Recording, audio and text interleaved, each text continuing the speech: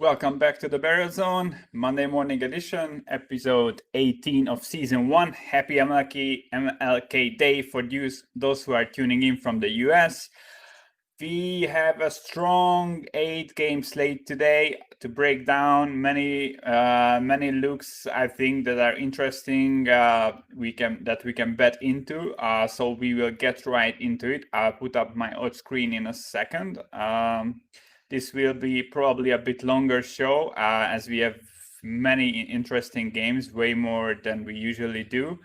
But there will be no show tomorrow, as there are only 2 games tomorrow, and I'll post some breakdowns on my Twitter account in the morning. But I won't be streaming tomorrow, as it's not worth it for just 2 games. So we will get right into the breakdowns. First game on the slate: New York Knicks hosting the Orlando Magic. The Knicks have played yesterday. It was an early game. They won by 25 against the Boston Celtics. The Knicks starters averaged around 27-28 minutes, so it was a pretty light load in the easy blowout W. I still don't like the Magic. I still cannot back the Magic. I think the Knicks, even on the back-to-back, are probably the rightful road favorites here. And I can only look at the Knicks right now, to be honest. The Magic won't have Fultz. Obviously, he's out for the season. Michael Carter-Williams is still out. Fournier is still out. And Mo Bamba with the COVID issue is still out. So since Fultz went down through the last 2 weeks, the Magic lost 5 straight games. They are ranked 28th in offense, 23rd in defense. They are 28th in points differential and 29th against the spread. While the Knicks also had a pretty rough streak through the last 2 weeks, they are still grading way higher in all categories, basically, than Orlando. I like the matchup for the Knicks, as the Magic are shooting the most mid-range jumpers from all teams in the league, and the Knicks are actually one of the better teams defending that. They're allowing, I think, the second least mid-range jumpers. So yeah, what the Magic is doing and forcing, especially right now in the last 2 weeks, that's something the Knicks usually can neutralize, and it's still one of the better defensive teams in the league. I think you can check the total. It's 207. It's an insanely low total, but yeah, the Knicks usually don't have too much going on the scoring end either, so it's understandable. Yeah, so I wanted to make the Magic slight road favorites here, but I just cannot. The team has completely collapsed since Fultz went out, and I still don't trust Anthony. I don't like the scoring. I don't like anything here. And while the Knicks had their issues through the past 2 weeks, I think they played a pretty difficult schedule. And I mean, they still only have like a -2 point differential through this stretch, so they weren't destroyed or anything like that. While the Magic has like a -10 point differential through this stretch. So yeah, my lean is the Knicks, especially as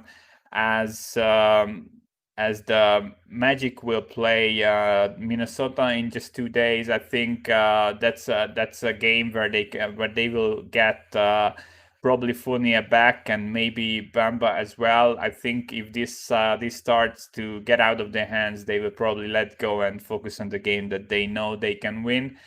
I don't have a numbers edge here, but I think the Knicks are the right side.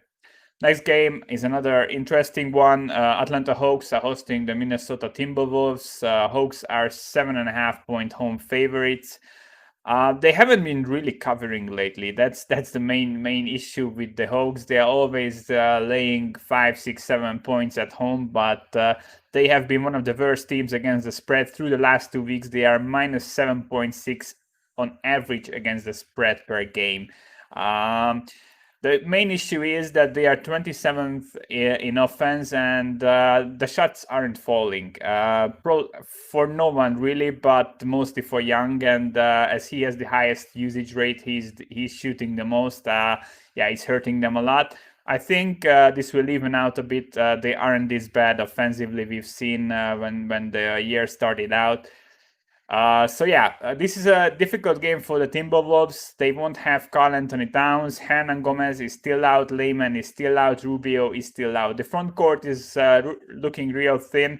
And I mean, Karl Anthony Towns has a 27 player efficiency rating, by far the best player on the team. He's averaging 12.5 rebounds, and the next best player in rebounding averages 6 on the team. So he's a huge loss, both offensively and on the boards as well.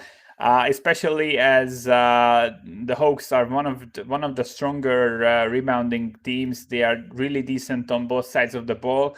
And defensively, they are allowing the 10th least points per possession, the second lowest effective field goal percentage.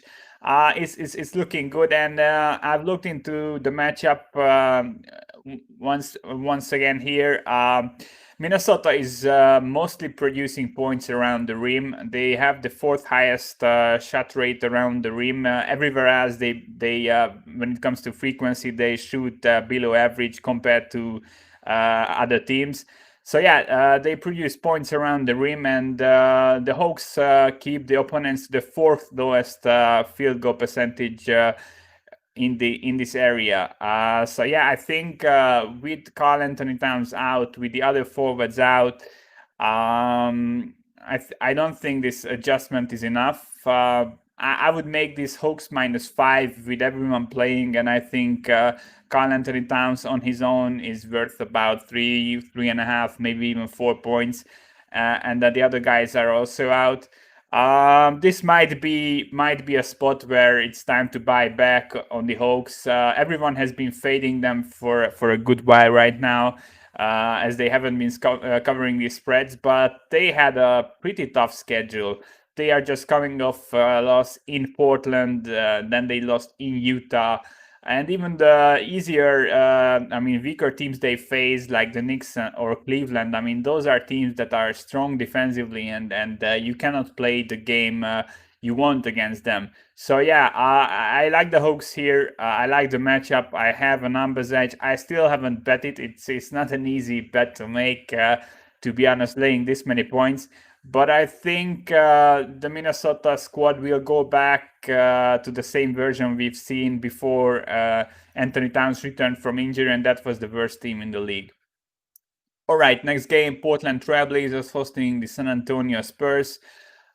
Portland will be without McCollum here and Nurkic, so 2 starters out for the home squad. That is why we see the Spurs as road favorites. They are laying 1.5 points. It's kind of leaning towards 2 right now, slightly. I mean, losing McCollum is huge. He had a 30% usage rate and a top 10% efficiency in the season. He's putting up 126 points per 100 possessions. He's averaging 5 more points than last year, and the 3-point shooting has been amazing. He's shooting 44% beyond the arc, and at the moment he was probably the best offensive piece, and he's out.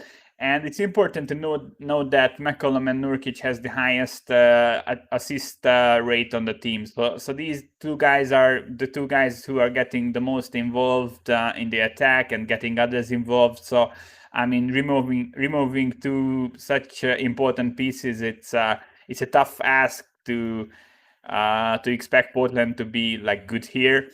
As for the Spurs, I'm always bashing them that they have been ranked around the 20th on both sides of the ball in almost everything. They are averages, slightly below average. Couple of notes, through the last 2 weeks, their defense has been getting way better. They are ranked 6th in the defensive end of the things, and they have a positive point differential, and they are outperforming their closing spreads by almost 3 points. And they did all this against the 7th most difficult schedule. So the offense is still not world beater, but they are very good defensively, and through the last 2 weeks, they've beat the Lakers, they beat the Clippers. They have some legit wins on their record, and yeah, I think this is a game they can win with McCollum and Nurkic both out.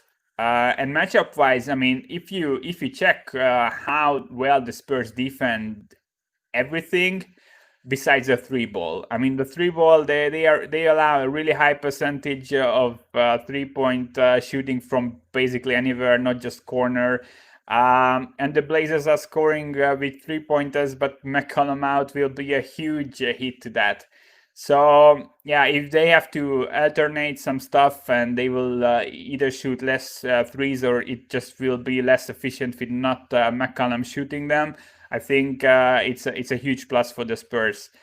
So yeah, San Antonio is 5-2 on the road. They have always been a good road team, not just this season, but I think they know how to play in this COVID era. We've seen some nice upsets from them. So I think it's totally warranted that they are road favorites here.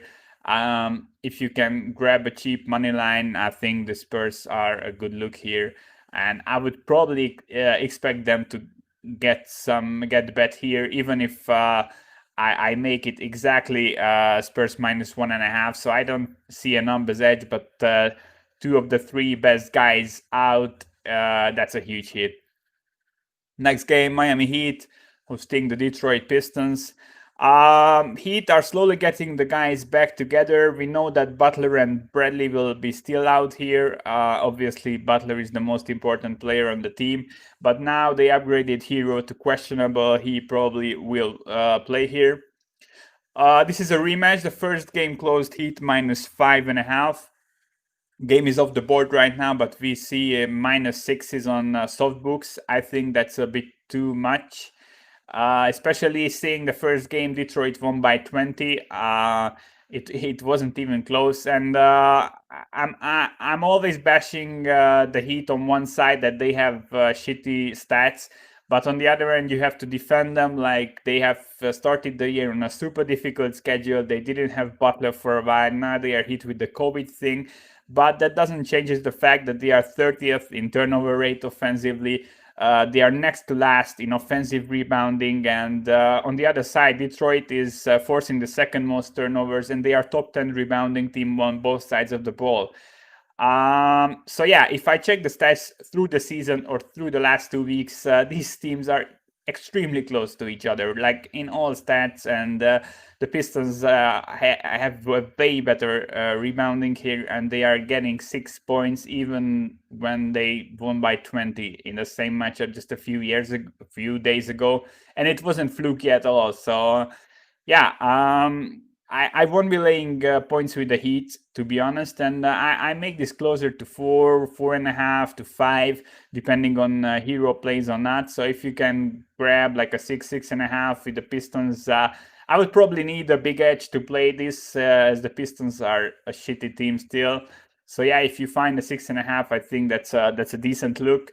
I just don't think this bad rebounding, bad turnover rate, bad offensive efficiency is on the Heat side is fluky. I think they will need Butler back. They will need everyone back, and just play a few games till they start becoming a better team. Right now, it's unbackable, and I think yeah, Pistons getting points is the side.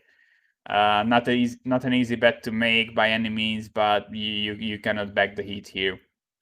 All right, we have the Phoenix Suns returning in the next game finally. They have been out for 6 days, but they will go to Memphis. I will never bet a team that has been out for 6 days in this COVID era. We don't know how they handle it. We don't know who was involved, where they had to quarantine, what. So we don't have we don't have enough info, I think, to make bets on games like this when one team is involved this much with the COVID protocol thing. So the Suns have been off for 6 days. We have one player who is confirmed out. He's Saric for them, and Payne is questionable.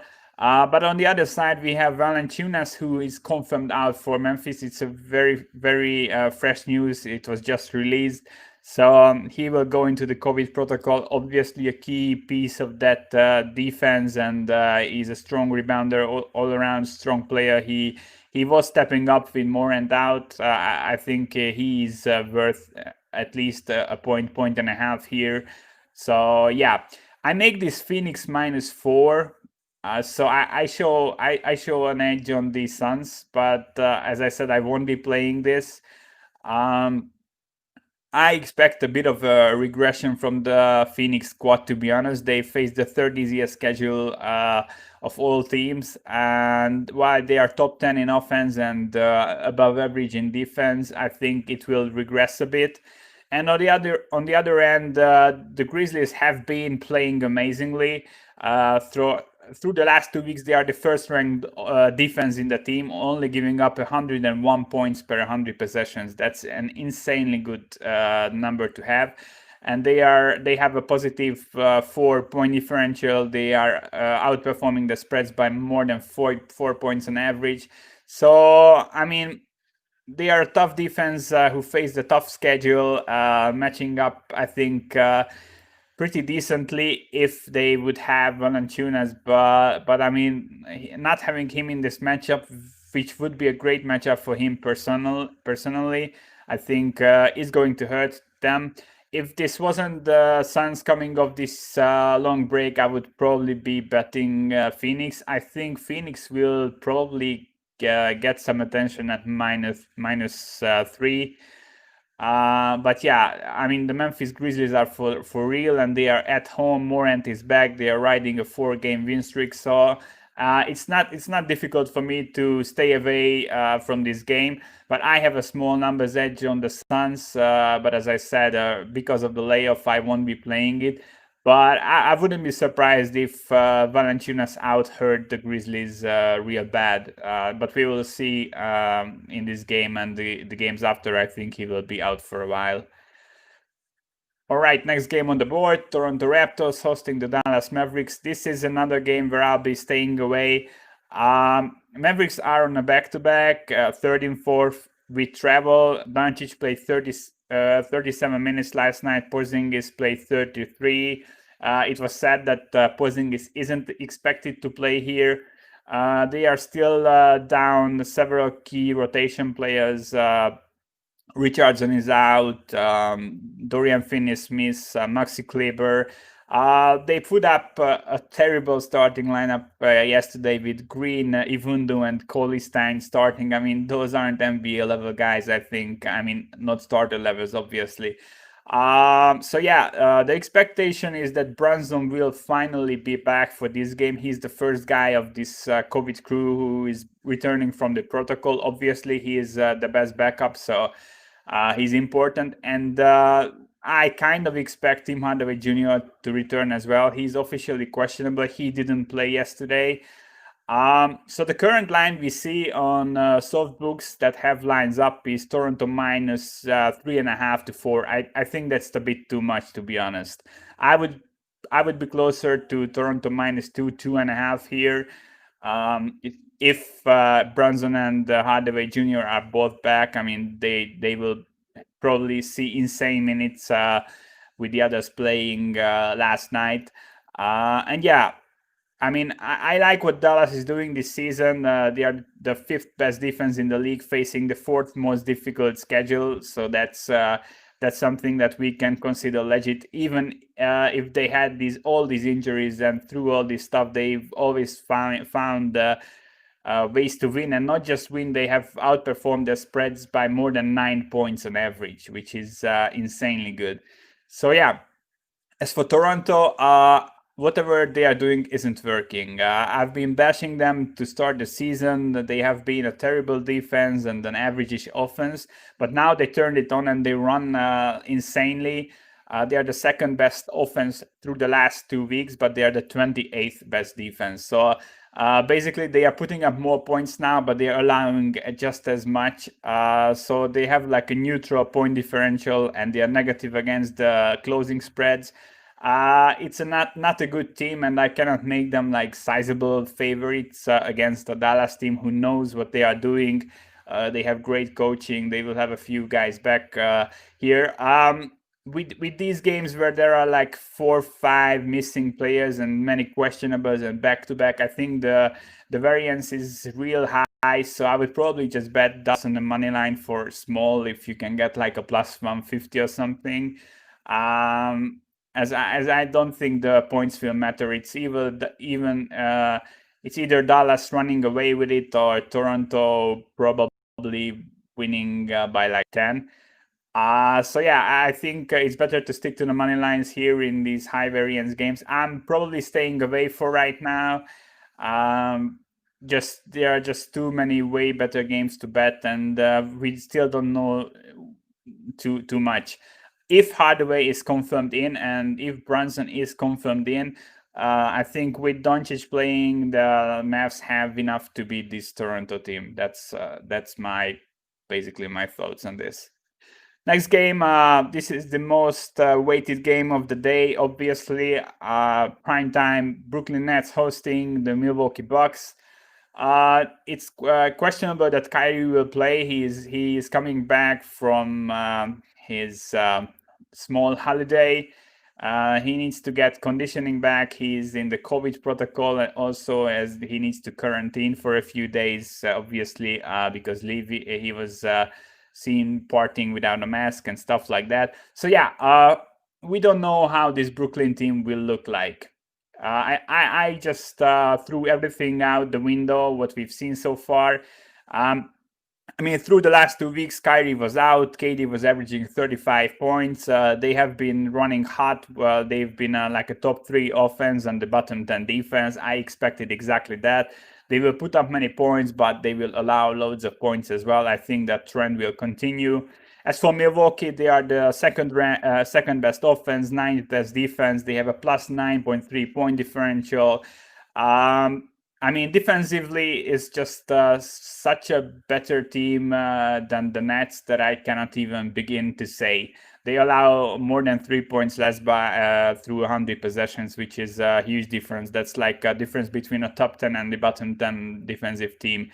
So yeah, Milwaukee obviously chemistry is set, and the Nets won't have any chemistry, I think, in the beginning. But yeah, I mean, this will be a good team, but I think the right line is right now correct. So I'm making the Bucks 2-point favorites if Kyrie is out.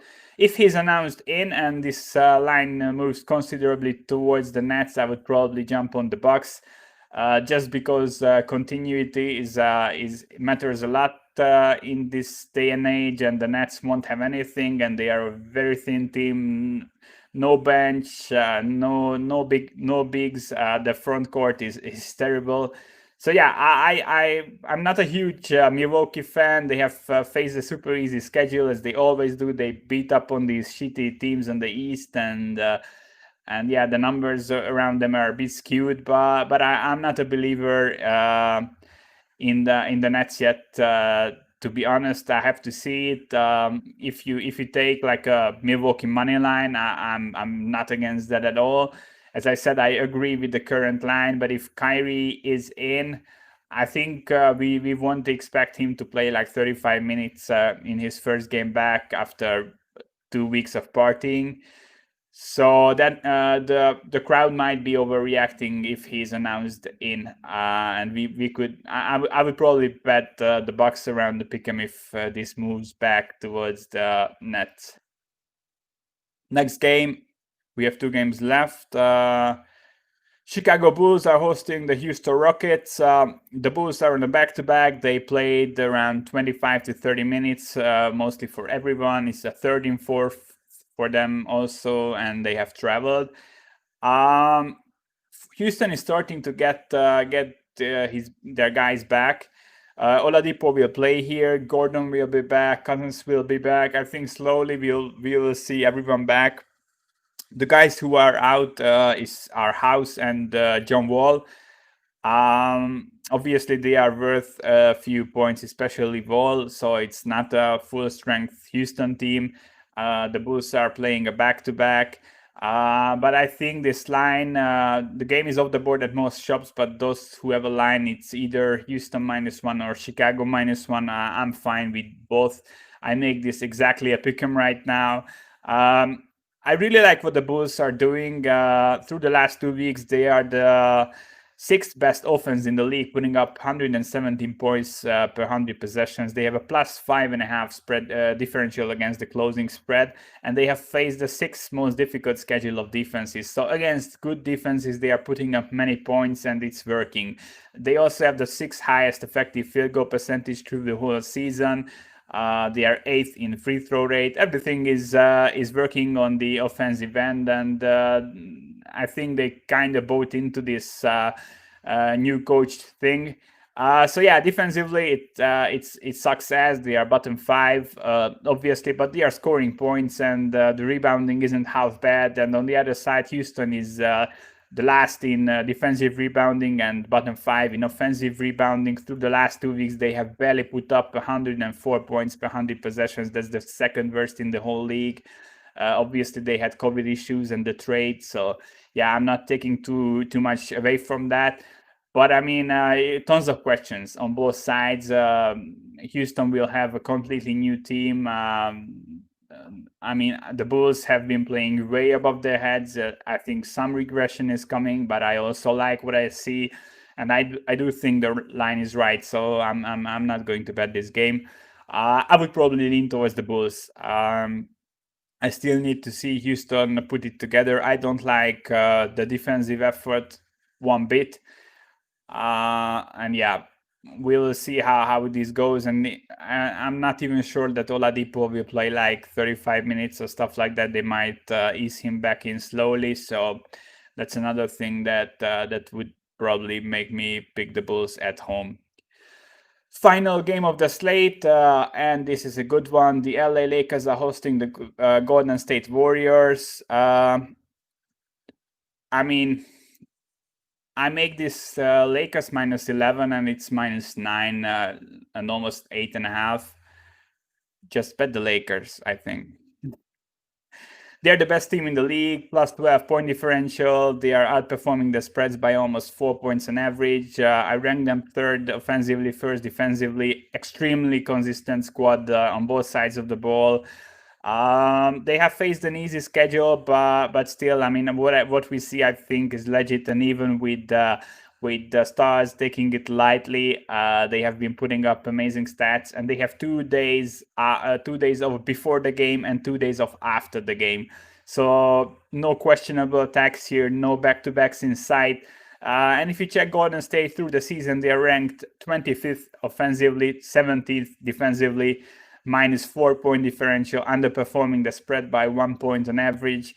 I mean, yeah, I just don't buy this Golden State team. Besides Curry, no one is efficient enough on the offensive end. The defense is just. They have been better through the last 2 weeks, but they have played a pretty easy schedule of opposing offenses. In fact, they played the 30th most difficult schedule of opposing offenses, so I'm not taking too much away from the defensive improvements. The Lakers are sixth in offensive rebounding and second in defensive rebounding. Golden State is 27th and 26th. I mean, the Pacers and the Nuggets beat them by 8-ish, 9-ish points, and now the Lakers at home with a fully healthy team, 2 days off before and after, laying just 8.5 to 9. I think this is going to be a blowout. Famous last words. All right, let's sum it up. In the first game of the day, be aware it's an early start today. The Knicks, I think, are the right side, even on a back-to-back against the Orlando Magic. I kind of like them. I think the Hawks will cover this spread against the Minnesota Timberwolves, who are without a few forwards and obviously Karl Anthony Towns. Spurs are already getting bet up by the market. Blazers are without Nurkic and McCollum. Matchup-wise, this is going to be bad. Pistons game is off the board. I think if you can grab more than 6 points with them, they are the right side. I'm staying away from the games with too many COVID cases, like the Dallas one, and Suns returning from long layoff. I think the Bucks Nets line is fine. I would lean Milwaukee probably money line if I had to bet it. If Kyrie comes back and this moves back towards the pick'em, I think jumping on the Bucks is a fair thing. I lean Bulls over the Rockets, but I make this game exactly a pick'em, so I don't have an edge. But we don't know how many minutes the Oladipo will play. What's the Gordon is still not fully healthy. They are still missing pieces, and I don't like the rebounding and the defense from Houston. So yeah, I'm leaning Bulls, even though they are on a back-to-back. And I really like the Lakers against the Warriors. They are fully rested, fully healthy at home. Golden State is still a bad team in my opinion. All right, so that is it for today. There won't be show tomorrow. Be sure to follow me on Twitter at the Barrel Zone. I will post all my thoughts on the two games tomorrow, and I'll see you guys on Wednesday when we have another pretty big slate. Yes, so Wednesday will be a 10 plus game slate. So I'll be back for that same time. Thanks for tuning in, and I'll see you guys in 2 days.